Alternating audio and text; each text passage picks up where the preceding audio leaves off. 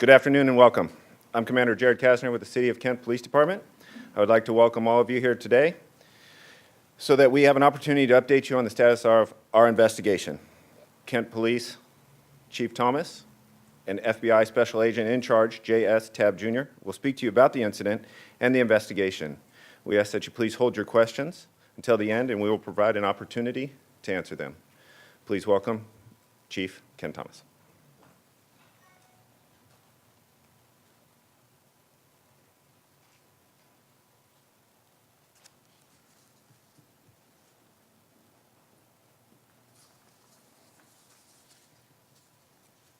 Welcome.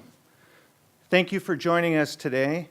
The shooting that occurred last Friday understandably has shaken the city of Kent and the Kent community and has generated interest nationwide. The account provided by the victim suggests that he was targeted because of his ethnic origin. Hateful acts are not acceptable. The Kent Police Department is concerned about any act of violence in our community. The possibility of a hateful bias underscores the need to do a thorough and serious examination of the circumstances around this criminal incident. We are doing that as we do with all investigations. The Kent Police Department is committed to making sure our community is protected from those who wish to do harm to our members, particularly if they may be targeted because of their race, gender, ethnic origin, nationality, sexual orientation, or other protected class. For that reason, we have partnered with the FBI to ensure we bring all investigative resources to bear to this case. I'll let my FBI colleague tell you more about the FBI's involvement later on. We also need the community as a partner in this investigation. We need your eyes and ears to augment our efforts to find the shooter. Please be on the lookout for the individual we describe. Please watch for suspicious behavior that may indicate involvement in this incident, such as throwing away clothing, as we describe, or making erratic or unusual plans. Please listen for comments that indicate involvement in this matter, or in this incident, or witnessing it. If someone was in the vicinity of the crime, they may have information that will help us. We ask the public not to hesitate, worrying that a piece of information may be too small. Reviewed together, every piece of information may contribute to a larger picture that could help us apprehend the shooter and understand the motive. Let me give you a few specifics about this incident. To help the public help us, I'll now go over the precise details of the shooting. The time of this incident was at 7:40 p.m. on Friday, March 3rd, 2017. The incident occurred in Kent, in the victim's residential driveway on the west side of 108th Avenue Southeast, near the intersection of Southeast 201st Street. After the shooting, the suspect departed on foot in an unknown direction. The victim was alone at the time of the incident.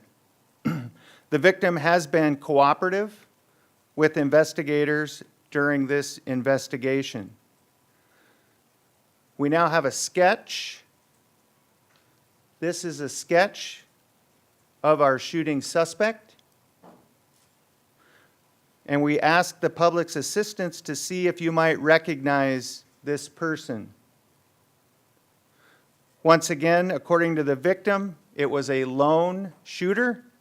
He is a white male, approximately 35 to 40 years of age, 6 feet tall, medium build, and was wearing a dark colored or black hoodie.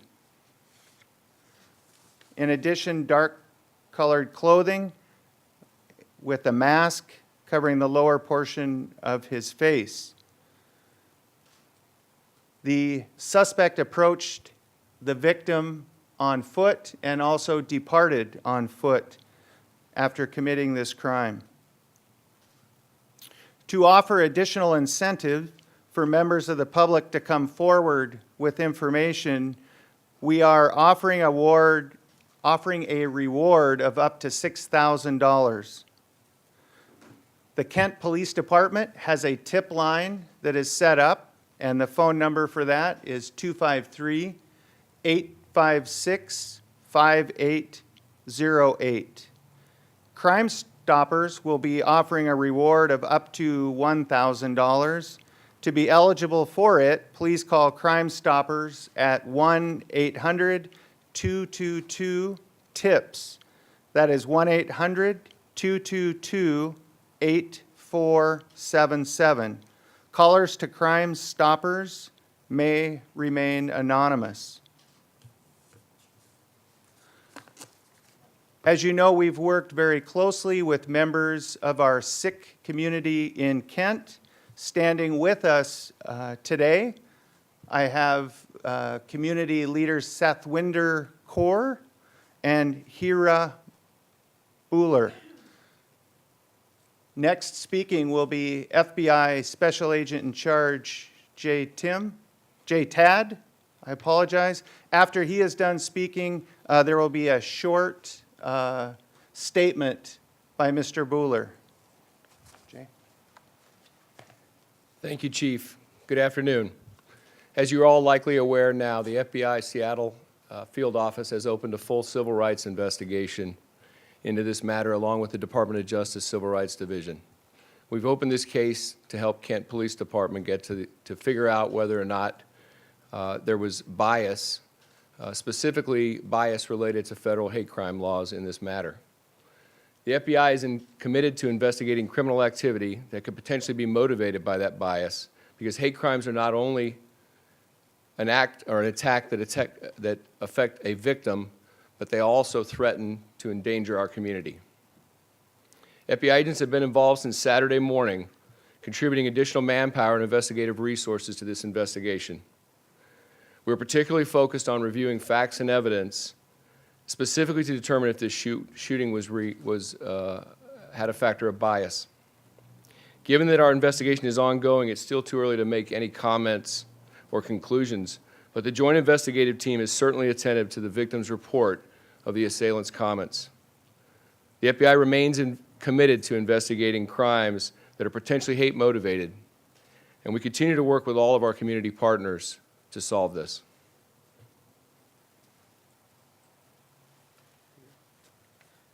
Thank you very much, Chief and FBI. Sorry, I forgot the name, but this is a great help to the community. I think I really appreciate the Kent Police and FBI to working on this case, and they are, I think, day and night working tirelessly on this, and communities really, really appreciate that one.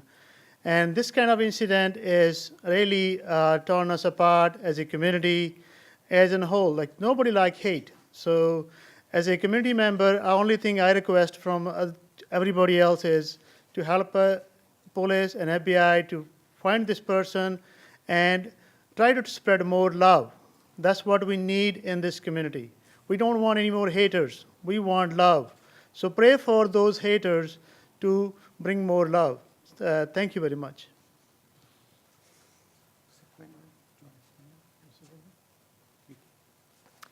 Hi, I'd just like to say thank you to our police department and FBI for this investigation. Thank you, Chief, for keeping us in the loop, texting and calling whenever we had any questions. And I would like to request the community to just watch out, be vigilant, pay attention to your surroundings. Please do not engage in any arguments with any individual. If somebody makes hateful comments, call the police. Thank you. Thank you both. Okay, and again, thank you in the media for helping us to spread the word. We need the public's assistance to help us solve this crime. As I mentioned earlier, we are offering a reward up to $6,000 for information that will help lead to the successful conclusion of this investigation.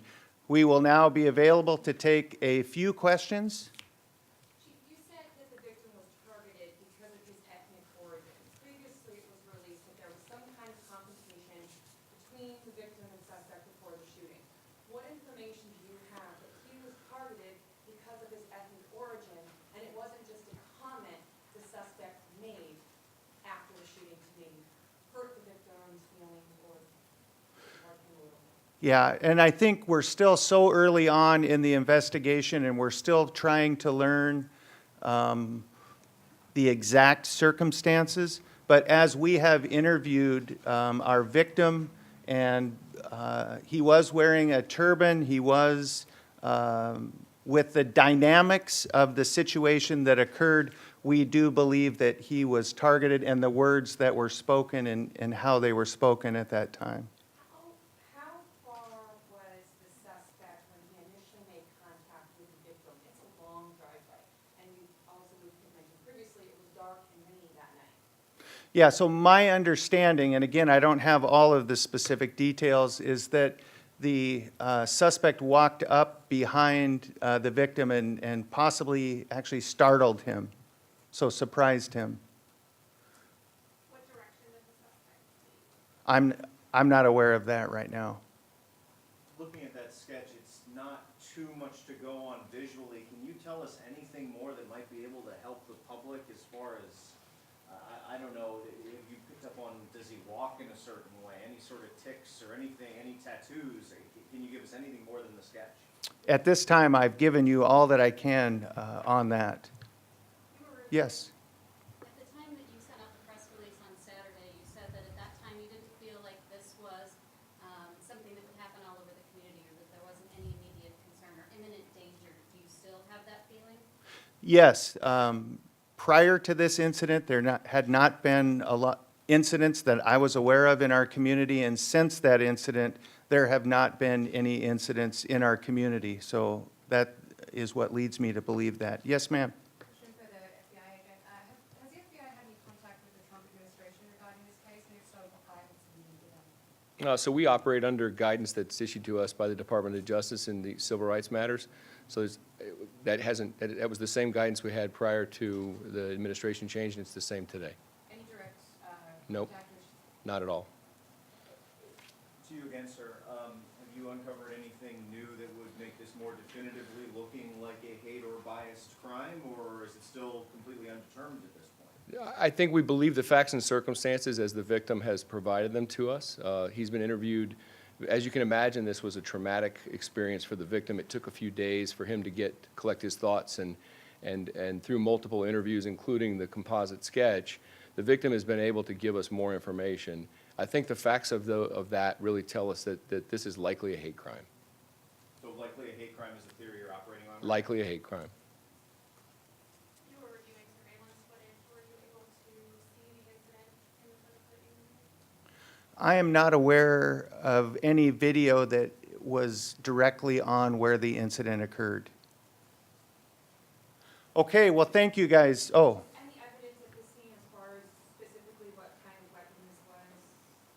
yes, there was, and I'm not going to release that at this time.